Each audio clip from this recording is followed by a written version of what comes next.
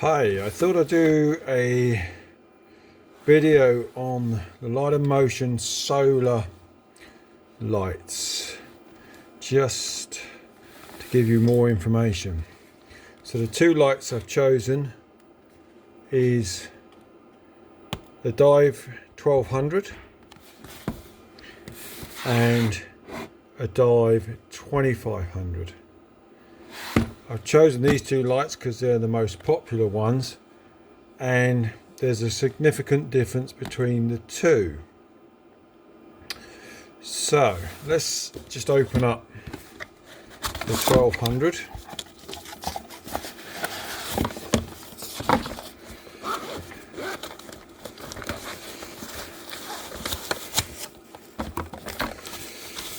So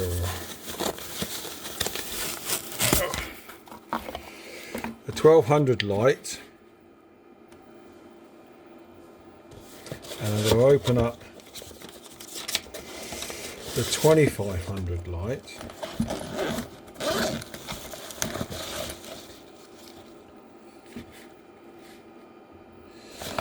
And they look pretty similar to each other. So this part is all the same. Obviously it's got a 2500 lumen LED module fitted. This has got a 1200 lumen LED module fitted. The bodies look the same from the outside. There's one small difference which I shall talk about in a moment, and the switch assemblies are the same.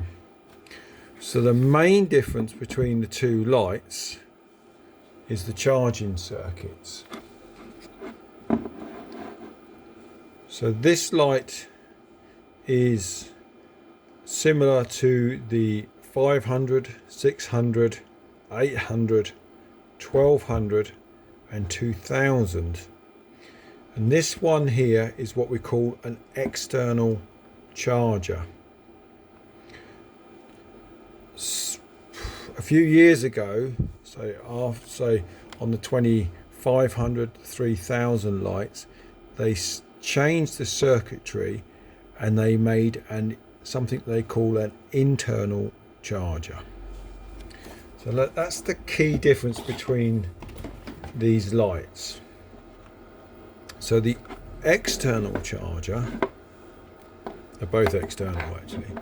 This is a charger with this type of connection on it. This one has a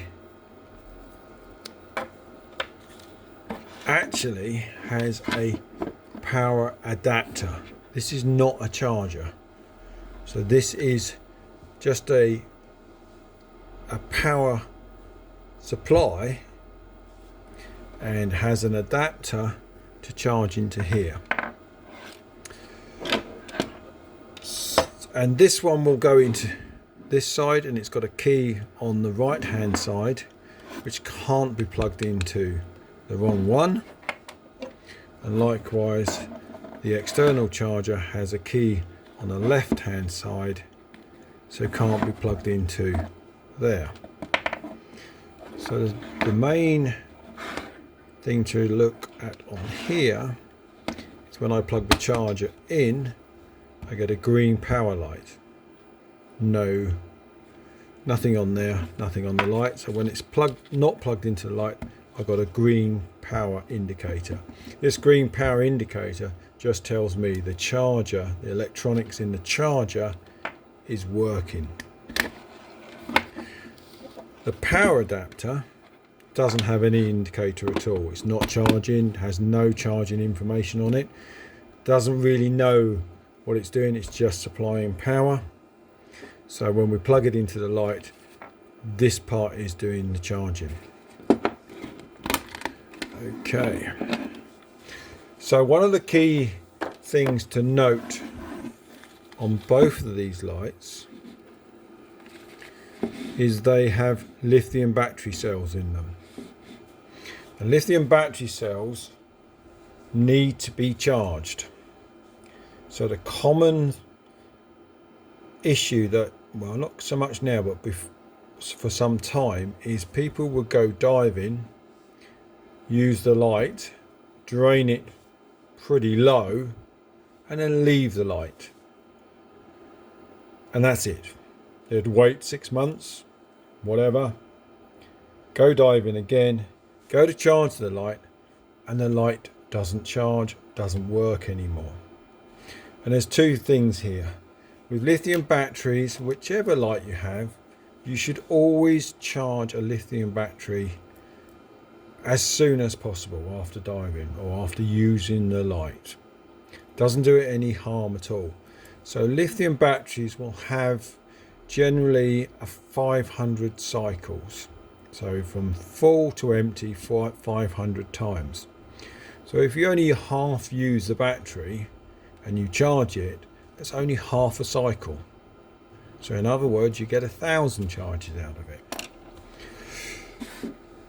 If for some reason you don't charge the battery and it does drain, then we have to jump start the battery. And I'll do a video on how to jump start the battery another time. So I'm going to take the Dive 1200, which is similar to the Dive 800, the Photo 800, 1200 and so on and so forth. Plug the charger in. Charger light is indicating that it's working. When I attach it to the light, the charger light now turns red. See that? And the dashboard lights here will flash across to say that's charging. These may go solid green when the light thinks it's fully charged, but this light might remain on red for 2 or 3 minutes until it goes to green. Once this light goes to green and these are on solid green, then we know the light is fully charged. So that's all good. So the second common issue is that we go to switch the light on and it doesn't work. And I get these 3 flashing lights every time I switch it on. Now that's because this light I've put into travel lock mode. So you can see this indicator here. It says hold forward for 4 seconds. So if I hold that forward for 4 seconds, the dashboard lights will flash green. I let go, the light comes on. So just because you get 3 flashing lights doesn't mean to say it's not charged. What it means to say is it's in travel lock mode. So to put it back into travel lock mode, just hold it forward for 4 seconds, 3 flashing lights. If I try and switch the light on, it doesn't come on. So this is really ideal for on a plane, if you're putting it on a plane, or just putting it in your bag. But do remember, the light is constantly working. There's a circuit board in here, there's a processor inside the light, and that processor is constantly checking to see whether you've pushed the switch forward or backwards to turn it on. So there's always a draw somewhere on this light. Just like your TV at home, if you put it onto standby, it's constantly drawing power. So I leave it, if I left it in this mode for 6-8 months or something like that, then it has used an amount of power. And if that power gets below a certain voltage, then there's not enough power in the battery to start the charging circuit. Then I would then need to jump start the light.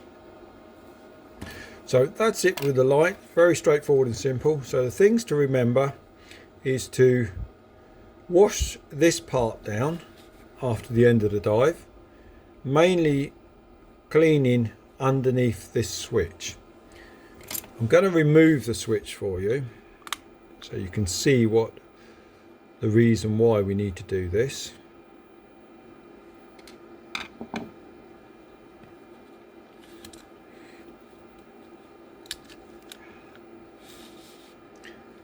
So underneath there is no connection from the switch to the main circuit board.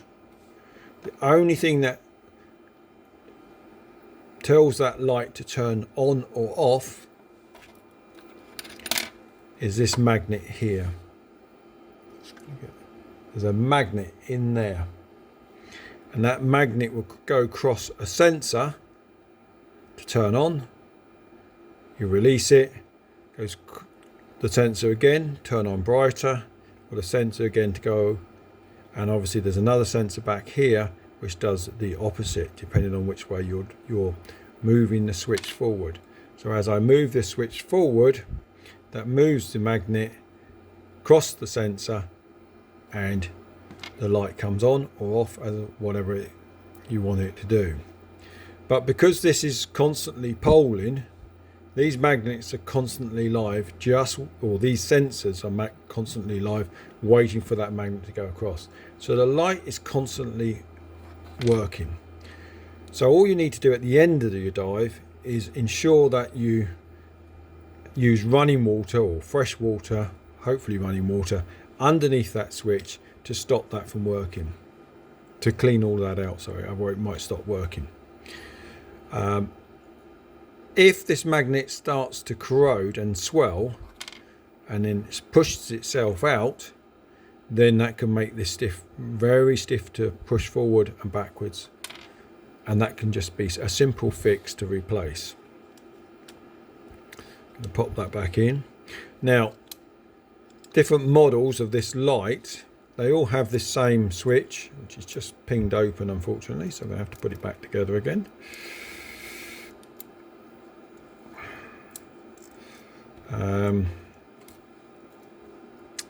So do be careful when you open this up.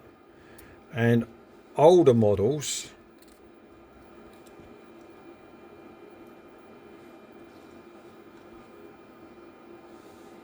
of this light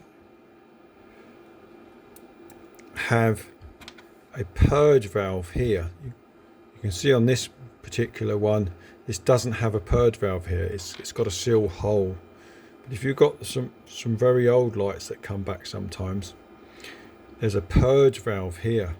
The purge valve was put there as a protection, that if the battery expanded, then that would open a valve, purge itself, and no harm would come to anything. The downside is that sometimes when you take this switch out, you can move that purge valve, and if the purge valve pings open, you've got to replace it. Do not go diving with the purge valve open, otherwise it will just flood.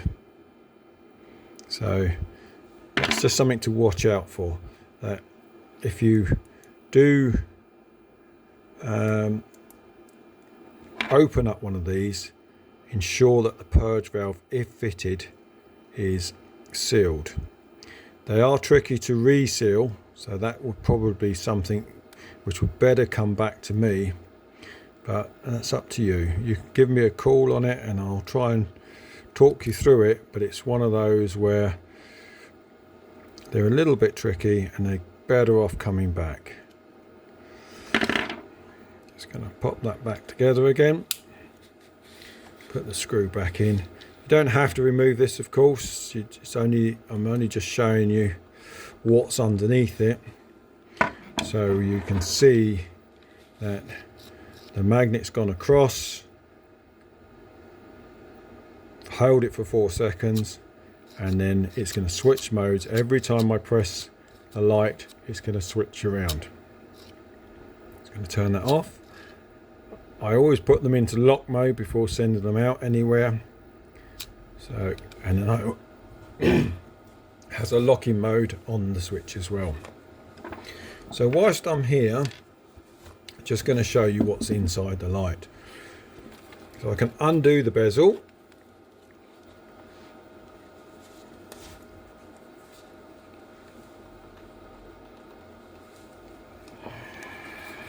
It's quite stiff because I've sealed them in.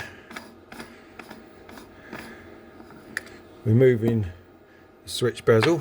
this needs to be clean. This is a brand new one, so it's all nice and clean, etc. But this is what I'd have to do if I was going to jump start or do anything with the battery. Remove the LED module. Now in the previous models, before we had the lock mode, you would remove that and put that into that position, then put the bezel back on, and there was no way the light would come on. This is a bit unnecessary anymore. It's still got the same option to do that, so if for any reason there was an issue getting it onto a flight or something like that, then this is actually what they call a flight mode as well. But travel lock mode has actually resolved that issue now, so we don't need to worry about that. If I ping, you can see there's an O-ring on here which needs to be in place, and I can ping that out there and expose the circuit board and the battery. The battery will and come out. If I'm going to remove the battery, I want to leave the circuit board in the correct position. So I'm just going to hold the circuit board with my finger, make sure that it's in, or thumb or whichever, just to hold it in place, and I can disconnect the battery and pop the battery out.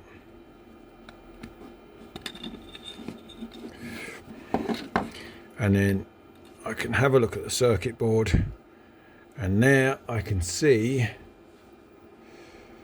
the sensor there, there's a sensor there, and there's a sensor there, and these are the magnet sensors. So as the magnet goes across, it will switch on to the other settings, and various different settings on there.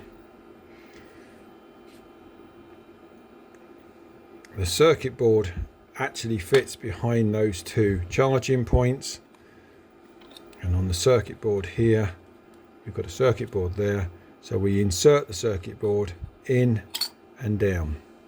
Now what I need to be careful of is that I can also see in here that there's the LED, dashboard LED lights come through here, so I don't want to drag the circuit board up past those because I can damage the circuit board. So when I insert the circuit board, I insert the circuit board slightly at an angle, so into the center of the light, push it behind the two pins at the bottom, and then hold the circuit board into place, reinsert the battery.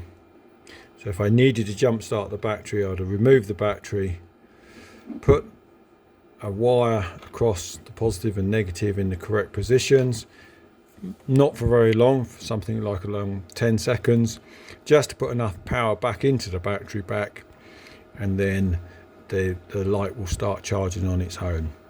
And obviously if I needed to replace the battery pack in a few years time, I'd be just taking that one out and popping a new one in. Battery goes into place.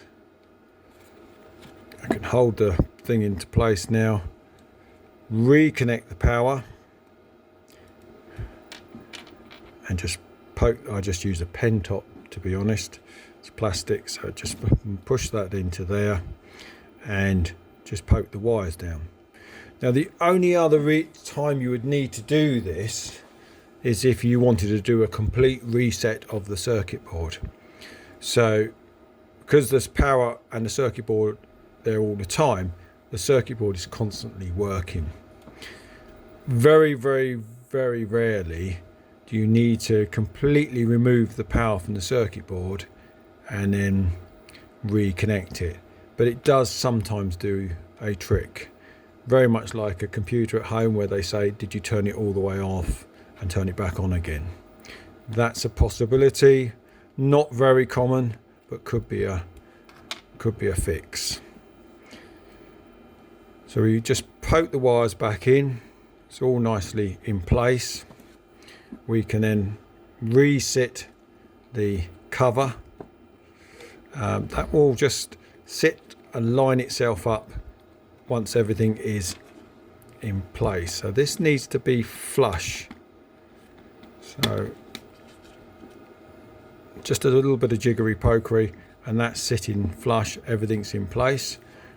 Refit the O-ring you can grease the O-ring, refit the O-ring, make sure that's fitted in place, and then refit the LED module.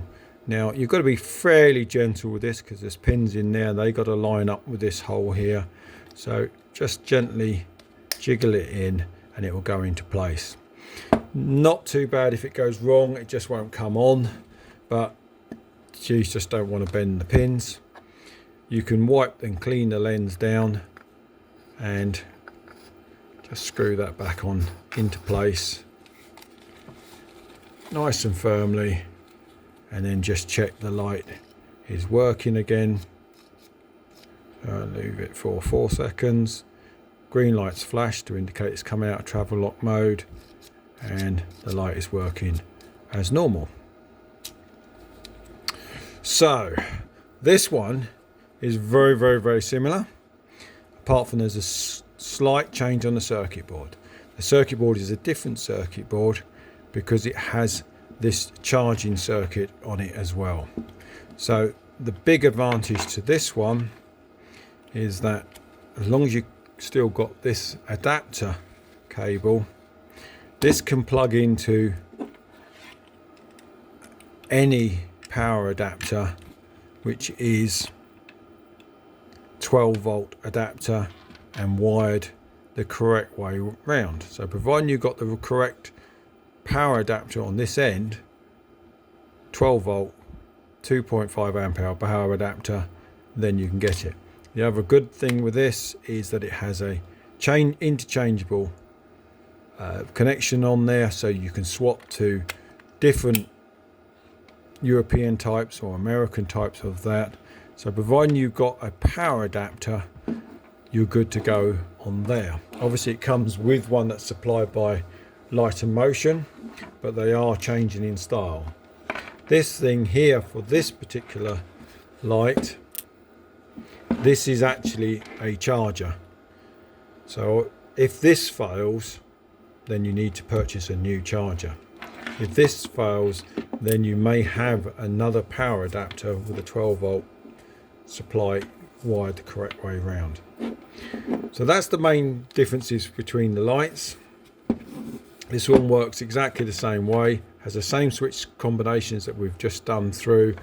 The only difference between the two lights, other than being bright, one brighter than the other, is that the external charger and an internal charger. Hope that gives you an insight into the Light and Motion products.